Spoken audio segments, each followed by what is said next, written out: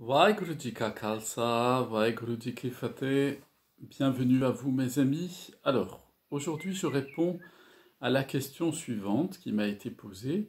Lorsque tout le monde nous laisse tomber, que pouvons-nous faire? Quel est notre secours? Qu'est-ce qu'on peut faire en fait dans la vie spirituelle quand on voit autour de nous que les proches, les amis et même quelquefois les membres de la famille nous laissent tomber? Comment réagir par rapport à ça?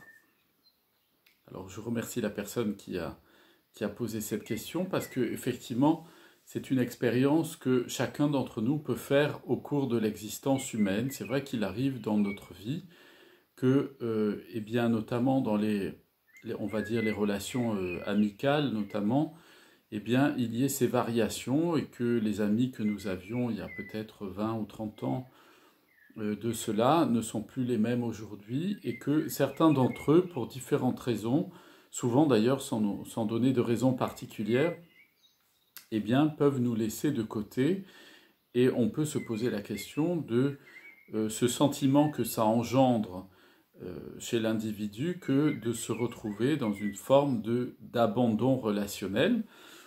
Alors, ce qu'il faut dire, et je veux attirer votre attention là-dessus, c'est que, avant de répondre à partir de l'enseignement de nos maîtres de mémoire bénis à ce sujet, c'est qu'effectivement, ça s'est décuplé dans notre société qui est très connectée. Alors évidemment, c'est le paradoxe des sociétés avec une technologie qui est très avancée, c'est-à-dire que les gens sont tous pendus à leur téléphone portable, à leur smartphone en permanence. Ils sont constamment notifiés, constamment interpellés.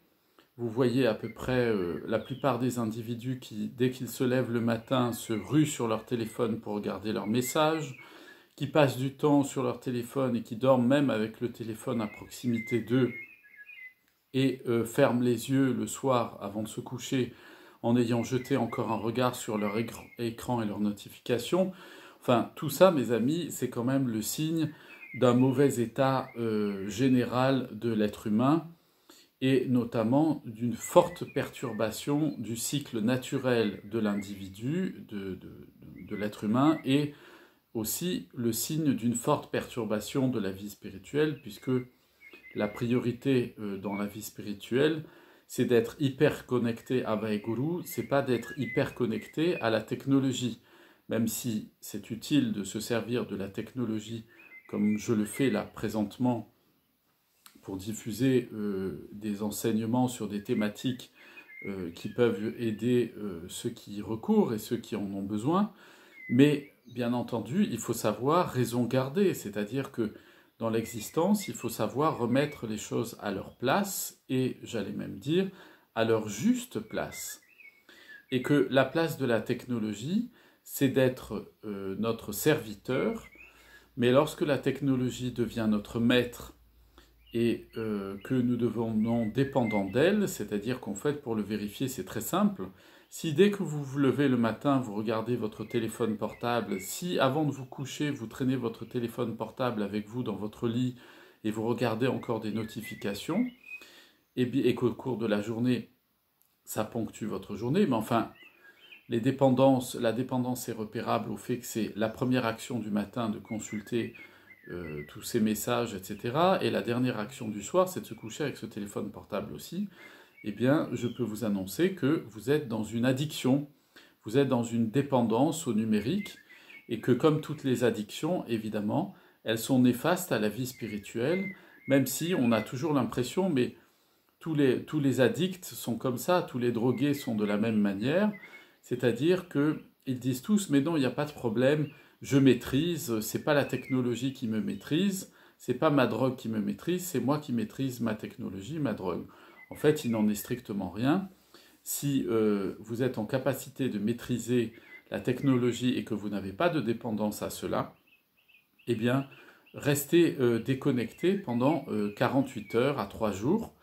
Et puis, à ce moment-là, si vous arrivez tout à fait à vous passer de votre téléphone au sens de la connexion, de l'hyperconnexion, c'est-à-dire pas en tant que téléphone pour appeler quelqu'un pour des choses essentielles, c'est-à-dire s'il y a une urgence ou s'il y a quelque chose qui peut être vital, Eh bien, si vous n'arrivez pas à vous passer de votre téléphone pendant plus d'une journée ou de 2 journées, eh bien, c'est que vous êtes à ce moment-là dans une addiction au numérique, une addiction à l'hyperconnexion. Et c'est un peu, d'ailleurs, pas seulement, mais c'est un des grands fléaux de notre siècle, c'est que tout le monde est en hyperconnexion permanente, mais les gens sont finalement très isolés, très enfermés dans leur bulle numérique. Ils ont des relations avec tout le monde, ils ont beaucoup d'amis qui sont globalement virtuels, vous n'avez qu'à voir Facebook, mais il y a d'autres choses aussi. Tout le monde donne son avis sur tout, en ayant la compétence d'à peu près de rien sur la plupart des sujets. Et tout ce monde-là, eh bien, c'est un monde qui, le jour où il n'y a plus d'électricité pendant 24 heures, eh bien, ne peut plus se connecter à quoi que ce soit. Les amis virtuels disparaissent et tout ce monde du Maya, eh bien, disparaît avec la fée électricité si celle-ci est absente.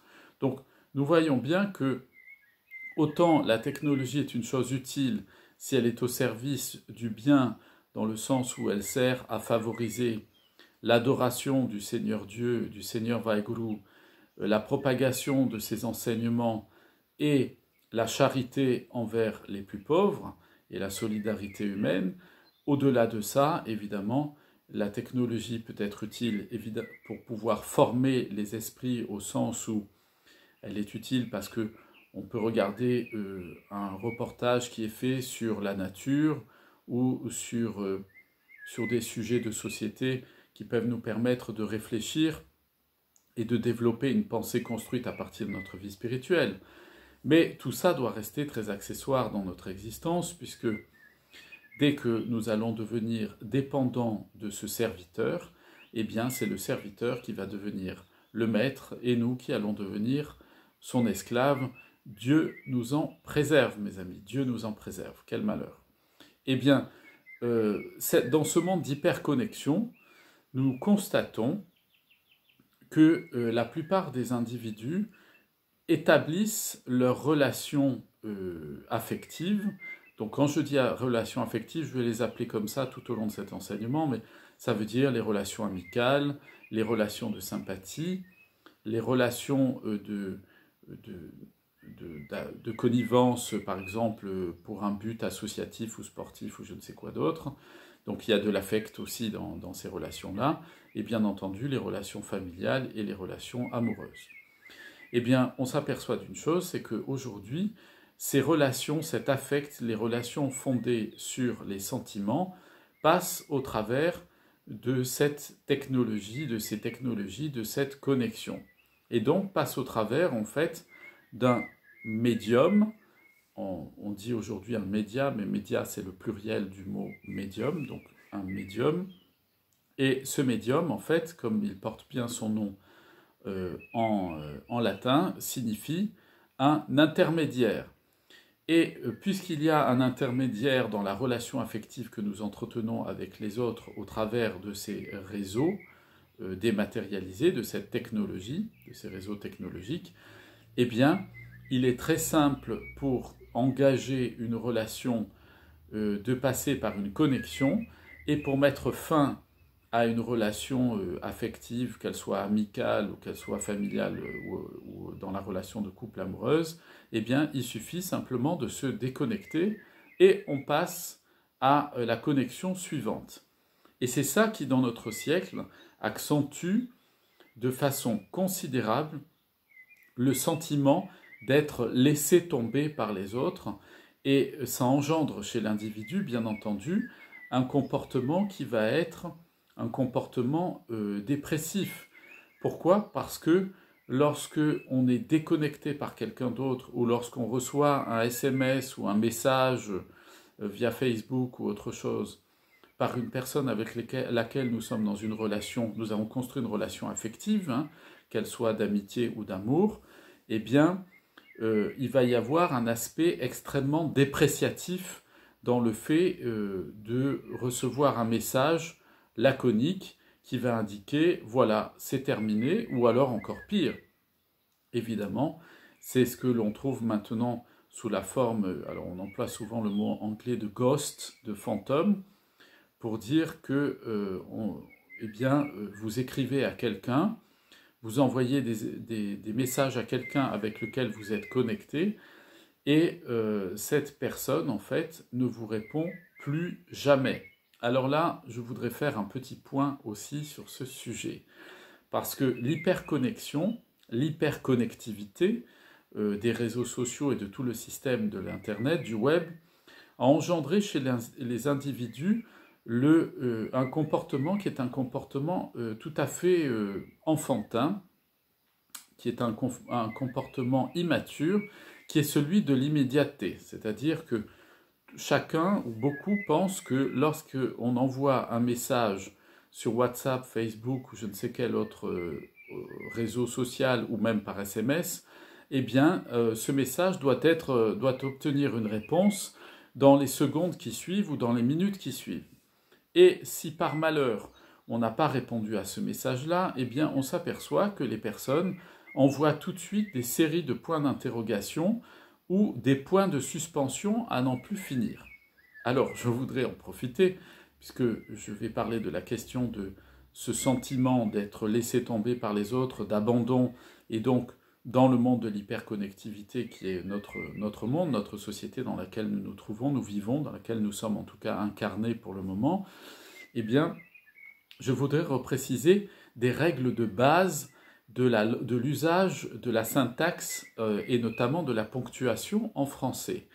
Lorsque on emploie la syntaxe française, on emploie un point d'interrogation pour poser une question. On ne l'emploie jamais tout seul, ni en série. Ça ne veut absolument rien dire, c'est parfaitement ridicule.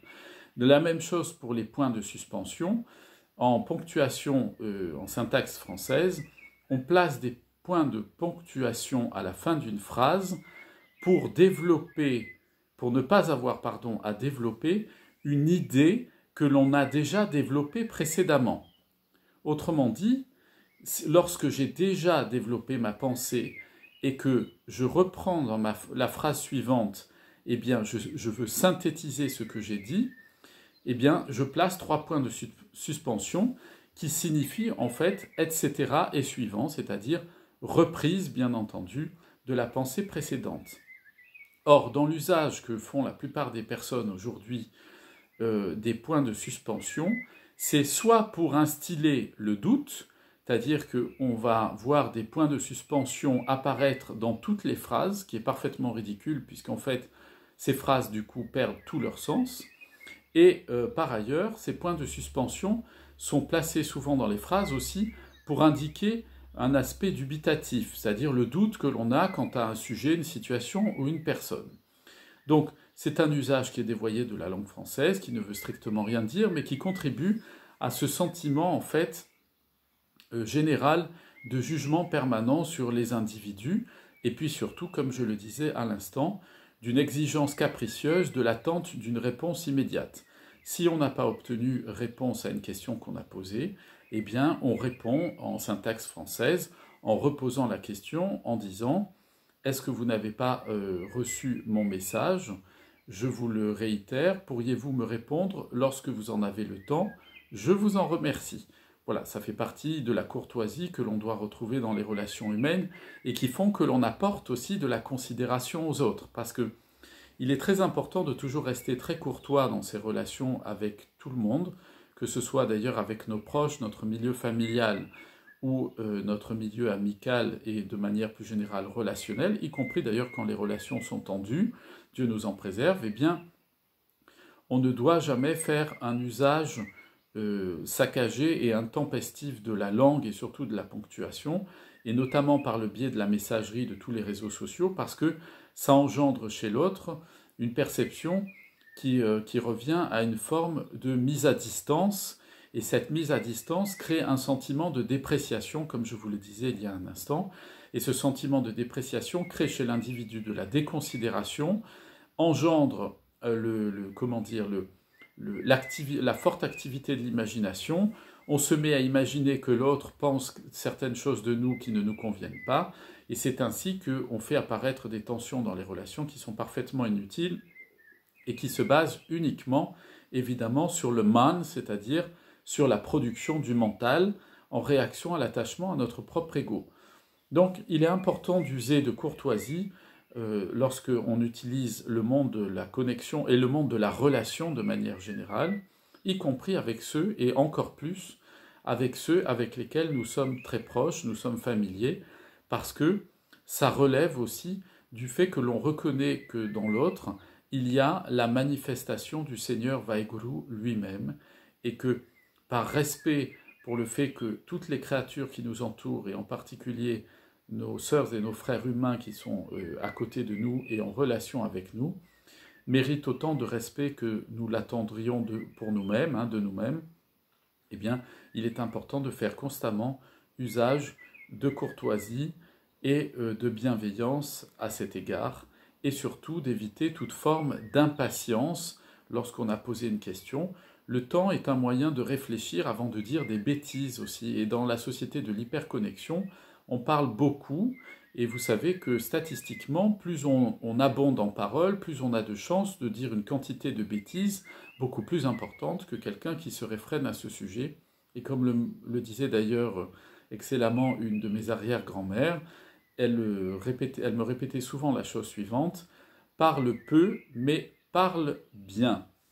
Donc, pour ce sujet, en fait, est important de la relation et de la considération que les autres peuvent avoir à notre égard dans la manière dont ils s'adressent à nous.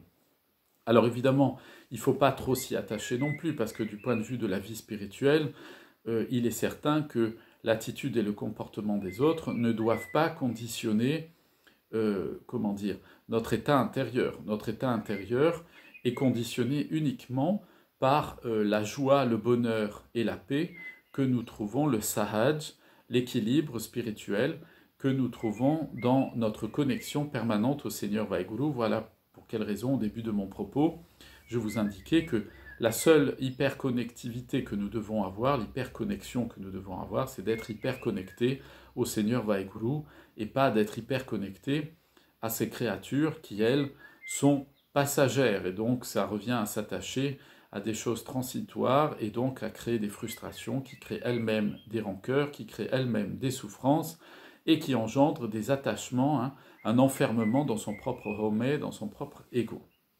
Donc que faire lorsque on nous laisse tomber finalement d'une manière ou d'une autre?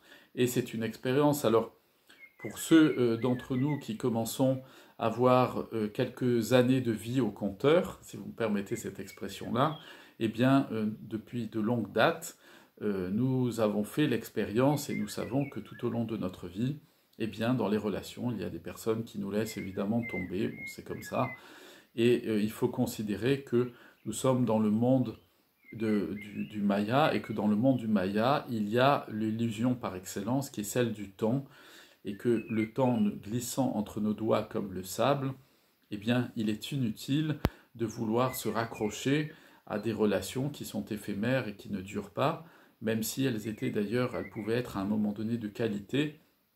Tous les attachements aux choses passagères, comme je vous le disais à l'instant, évidemment, sont une source inutile d'illusions dans lesquelles nous perdons notre temps.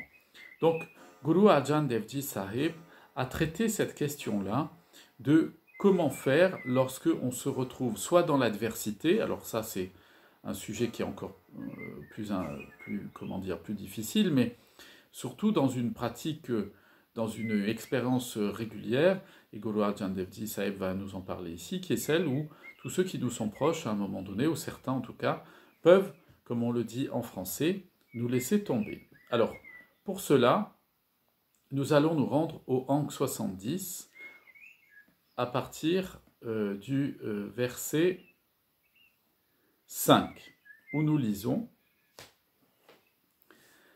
Jaka o muskal atbane toi koe na de, ce qui signifie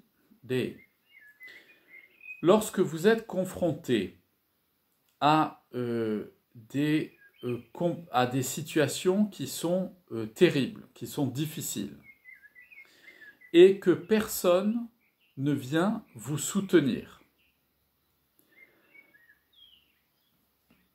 Guru Arjan Dev poursuit, il nous dit Donc, vous voyez, il nous dit, lorsque nous sommes confrontés à des situations difficiles dans notre existence et qu'il n'y a personne pour nous aider. Lague dusmana sakpe kale, lorsque tes amis deviennent des ennemis et que tous ceux qui sont tes relations autour de toi, tes relations familiales et amicales, te laissent tomber, te quittent, t'abandonnent. Exactement. Sabo paje asra, chuke sab asrao. Et lorsque toute forme de soutien, c'est-à-dire toute forme de soutien amical, relationnel, etc., est absent, s'en est allé, et que chuke sab asrao, et que tu as que l'espoir semble même t'avoir abandonné, hein, que toute forme d'espérance semble même t'avoir abandonné. Eh bien, Guru Ajahn Devji Sahib nous dit Tit ave os parabraham lage natati vao. Eh bien, souviens-toi, Tit ave. Tit, c'est l'intelligence. Dans ton intelligence, fais appel, souviens-toi par ton intelligence du Seigneur suprême, du Parabraham, du Seigneur insaisissable. Hein. Je traduis moi poétiquement par Seigneur suprême, ça veut dire le Seigneur qu'on ne peut pas saisir. Eh bien, souviens-toi par ton intelligence du Seigneur suprême, hein, Lagna Tati Vao, et même le vent brûlant ne pourra pas t'atteindre. Pourquoi? Guru Ajahn Devji nous le dit. Sahib Nitaniya Katan, c'est-à-dire parce que notre Seigneur est maître et la puissance, il est le pouvoir de celui qui est le faible, de celui qui est dépossédé de tout pouvoir. Et enfin il conclut Aina Jai Tiresada Guru Shabdi Satyajan Rahal. Il ne va ni ne vient, il est éternel et sans changement. Hein, donc vous voyez, il ne va ni ne vient, c'est-à-dire qu'il n'y a aucun changement en Dieu, il est durable, il est permanent, contrairement à nos relations qui ne sont pas durables dans le temps, elles ne sont pas éternelles et permanentes. Il ne va ni ne vient, il est éternel, hein, il est celui qui ne change pas. Gur Shabdi Satyadan, au travers de la parole du Guru, Satyadan, on peut le connaître en tant que réalité absolue, que réalité irréductible. Autrement dit, mes amis, vous voyez, Guru Ajahn Devji Sahib nous dit que lorsque nous nous trouvons dans cette situation où nous avons l'impression que quelques-uns, ou que tout le monde nous a laissé tomber et qu'on se retrouve un peu comme ça, esselé, qu'on se retrouve, on se sent abandonné et, pas considéré par les autres, etc. Eh bien, Guru Ajahn Devji Sahib nous dit, à ce moment-là, fais appel à ton intelligence. C'est-à-dire, ici, Chit, c'est vraiment l'action raisonnable de l'intelligence. Fais appel à ton raisonnement. Et dans ton raisonnement, tu vas te dire, qu'est-ce que je dois choisir dans mon existence? Le Seigneur Vaheguru, qui lui ne change pas, ne varie jamais, même constamment, il est toujours présent en moi puisque je suis sa manifestation, il ne me quitte jamais, il ne m'abandonne jamais, il ne me laisse jamais tomber. Soit j'ai ce choix-là, soit j'ai un autre choix, de m'attacher, de m'investir totalement dans une relation totale avec tous ceux qui me sont proches d'une manière ou d'une autre, les amis, la famille, etc., et d'y investir totalement toute mon affection, tout mon engagement raisonnable et spirituel auprès de personnes qui, l'expérience de la vie nous le montre, déjà nous laissent tomber quand elles meurent. Alors je sais qu'en disant ça, je vais peut-être un peu choquer, mais je le fais délibérément, mes amis. C'est-à-dire qu'en fait, Eh bien, c'est le choix que nous avons à faire dans la vie spirituelle, nous dit Guru Arjan Dev Ji, dès maintenant, mes amis. C'est pas d'attendre demain, après-demain, ou quand un problème, un abandon survient dans l'existence, où on se retrouve esselé. Mais dès maintenant, quel est le choix que vous voulez faire?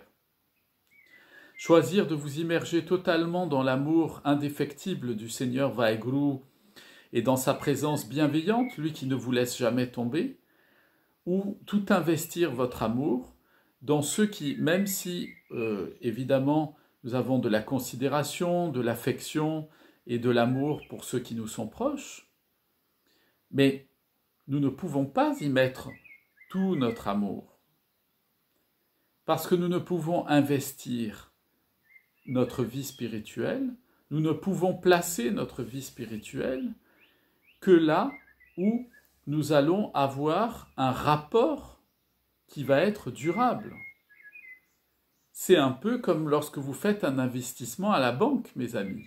Est-ce que vous allez placer sur quelque chose qui va vous rapporter sur le long terme, ou est-ce que vous allez placer sur quelque chose qui va vous rapporter à court terme, mais qui à tout moment peut vous faire perdre toute la mise? Eh bien, j'emploie cet exemple parce que dans la Brahmi, nos maîtres de mémoire bénis, notamment Guru Nanak Dev Ji Sahib, l'emploient régulièrement en disant « Mais dans quel magasin, dans quelle banque allons-nous investir? Allons-nous investir dans la banque de l'éternité ou dans la banque du changement permanent de ce monde qui passe ?» Eh bien, c'est ça le sens profond de la vie spirituelle, mes amis. Et lorsque on s'ancre dans sa vie spirituelle, dans une relation de bhakti, de dévotion amoureuse, où on expérimente constamment le prem, l'amour divin, se manifester à l'intérieur de nous, même lorsque les autres nous laissent tomber d'une manière ou d'une autre, même si c'est nous laissent tomber pour toute la vie ou nous laissent tomber juste parce que c'était des amis de passage et qui sont transitoires, ou pour différentes raisons, parce qu'ils ont changé de centre d'intérêt et qu'on ne fait plus partie du décor de leur centre d'intérêt, puisqu'il a changé, eh bien, est-ce que nous devons pour cela nous attacher à ce qui passe? Eh bien, Guru Arjan Dev Ji Sahib nous dit, ne vous faites pas de soucis. Souvenez-vous avec votre raison, pesez le pour et le contre. Investissez dans l'infini. Investissez dans l'éternité, investissez dans la relation amoureuse au Seigneur Vaheguru. N'investissez pas dans les relations amoureuses qui passent. Amitié, amour, famille, relations d'une manière ou d'une autre de sympathie, tout ça c'est très bien. Et il faut demander au Seigneur Vaheguru, si c'est dans notre vie, qu'il les bénisse. Mais nous ne devons jamais oublier que rien de tout cela n'est à nous.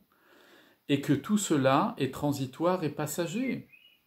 Et que si l'on s'attache à ce qui passe, on va se retrouver souvent dans le sentiment d'abandon et d'isolement. Et donc on va se créer sa propre souffrance. Alors que si l'on s'attache au Seigneur Vaheguru qui ne change pas et qui ne passe pas, eh bien on va vivre tout le temps dans une joie intérieure. Et même quand les êtres vont passer dans notre vie, nos parents, nos enfants, nos amis, nos relations, toutes les personnes qu'on rencontre au cours de l'existence et pour lesquelles on éprouve de la sympathie, eh bien, si nous avons investi dans le Seigneur Vaheguru, nous pourrons alors diffuser auprès d'eux cette joie, cet amour durable et véritable, et lorsqu'ils quitteront notre vie d'une manière ou d'une autre, ou simplement lorsque, à un moment donné, pour répondre à la question qui m'a été posée, ils nous laisseront tomber pour une raison ou pour une autre qui leur appartient à eux seuls, eh bien nous ne serons pas dans la souffrance, parce que nous aurons rendu grâce au Seigneur Vaheguru de nous avoir donné la bénédiction de les connaître, et puis quand ça se termine, nous rendrons grâce au Seigneur Vaheguru qu'il ait mis un terme à cette bénédiction-là, parce que c'est plus ce qui nous correspond, et que dans notre vie, nous devons à ce moment-là passer à autre chose pour continuer à croître spirituellement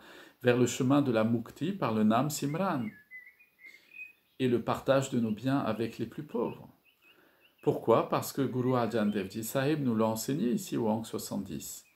Il nous dit Sahib Nitani Yakatan, c'est-à-dire notre maître, notre Seigneur et maître, c'est celui qui donne la force à ceux qui n'en ont plus. C'est celui qui vient au secours de ceux qui sont abandonnés. Notre secours véritable, mes amis, c'est le Seigneur Vaheguru, Alors, il est grand temps de penser à s'hyper connecter à lui, investir dans l'éternité, et puis regarder les choses qui passent comme étant des bénédictions qui vont et qui viennent comme les feuilles d'automne. Et nous savons qu'à la saison suivante, au printemps suivant, de nouvelles bénédictions apparaîtront. Nous ne sommes pas tristes en automne quand les feuilles tombent des arbres, parce que nous savons qu'elles reviendront au printemps, et les fleurs aussi. Eh bien, il en est de même pour la vie spirituelle. Ce qui passe dans notre vie, eh bien, d'autres viendront avec d'autres bénédictions pour nous enrichir et nous permettre de continuer l'adoration du Seigneur Vaheguru et de croître dans la vie spirituelle pour le bien de toute l'humanité. Très bonne journée à vous tous, plein de bénédictions sur vous, vos amis, vos familles et tous ceux que vous aimez. À très bientôt. Vaheguru Ji Ka Khalsa, Vaheguru Ji Ki Fateh.